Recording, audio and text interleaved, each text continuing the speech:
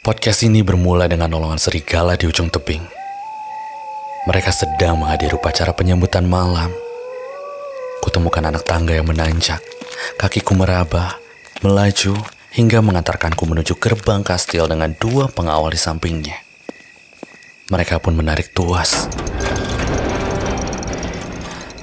Mataku lebat akan tetumbuhan di sepanjang hektar. Menapaki jejak dengan seluk belukar berumur ratusan tahun, juga lilin-lilin raksasa yang menggelantung di tepian pilar. Sungguh megah. Tak heran bila tempat ini dipenuhi para bangsawan serta tamu-tamu raja. Mereka sangat piawai dalam berpakaian. Perhiasan yang mengkilap, topeng opera yang gemerlap, nampak begitu kasta. Adegan ini akan terasa begitu kurang tanpa hadirnya suara hujan. Maka, lalu bagaimana jika ku tambahkan sedikit not balok? Sempurna. Kini seluruh mata dibuat terkesima saat kereta kuda memasuki singgasana. Turunlah seekor perempuan dengan gaun putih, sepatu kaca, dan sebagian parasnya yang dibungkus topeng berbulu di sepanjang dagu. Lalu dengan elok, dia pun menyampaikan salam.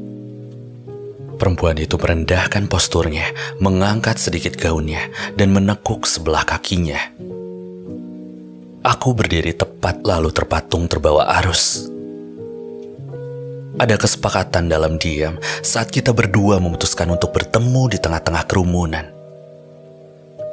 Lalu muncul dua buah cawan cantik yang terlilit serabut akar dari bawah tanah. Serta helai daun yang di setiap lembarannya mengalirkan anggur. Kita menyilangkan tangan, meneguk mabuk, kemudian bersama-sama menyaksikan benda langit menembus atmosfernya. Ialah bulan yang memperpendek jaraknya, turun sepertiga lebih dekat dari biasanya. Bulan menjadi satu-satunya lampu pemancar, menyala, menerangi kita berdua. Dan yang lainnya lenyap dalam senyap. Ku raih pundak, ku sentuh pinggangnya, dan kita pun berdansa. Dia bagai unggas. Gaunnya mengibaratkan kepakan sayap. Mancung hidungnya menyerupai paruh. Lehernya seharum pagi. Nafasnya berkibar. Meski temponya kadang tak beraturan. Namun entah mengapa, terasa begitu kolosal. Kita bagai dua makhluk dewasa yang menolak lupa bahwa kita pernah seraya kaya di kala muda. Hati kita terbagi dua. Satu penuh dengan asam dan perih. Dan yang satunya lagi bengkak penuh lirih. Kita merekayasa sebuah kebahagiaan di balik gulita. Menebar senyum palsu seterang gempita. Namun lagi-lagi, pesonamu merenggut caraku berpikir. Terkagum-kagumnya aku hingga aku ini lupa bahwa menari bersamamu seolah berada pada perbincangan kita akan hari kemarin. Namun kali ini tumpah tanpa bahasa. Tentang kita. Tentang kita yang tak sesederhana kisah pujangga di layar lebar. Tentang kita yang tak selembut torehan pengecut para penyair buku cetakan.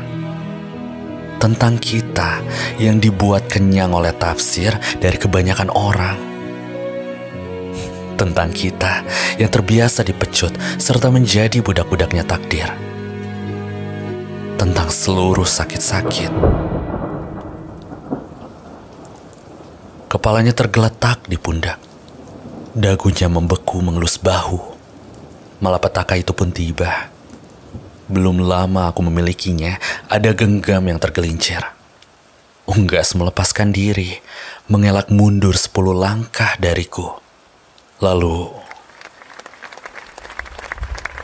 para penonton menyudahi segala bentuk kontak fisik yang ada. Sorak yang kalian dengarkan bukanlah apresiasi betapa romantisnya kita saat berduaan, karena Unggas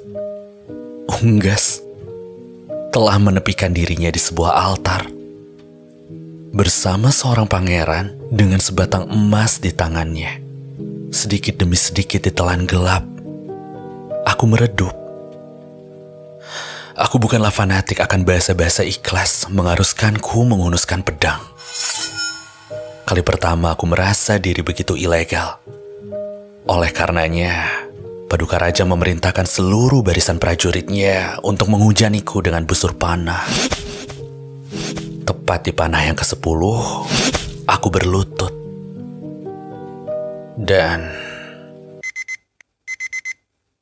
suara alarm berhasil membawaku kembali ke Masehi. Menyadarkanku bahwa sekarang kita berjarak beribu spasi. Dengan kelopak mataku yang terbuka, aku kembali mengingat bahwa tadi malam aku sempat menghadiri sebuah acara resepsi. Sebuah acara peresmian antara pria itu dan kamu. Kamulah angsa di malam itu yang pernah membuatku mematuk rasa, kemudian menelanku mentah-mentah hingga binasa. Ini Melan tanpa kolis, yang lagi-lagi mati dalam perkara hati yang tertulis. Aku terbangun dari tempatku terbunuh, dengan nadi yang masih berdetak di pembuluh.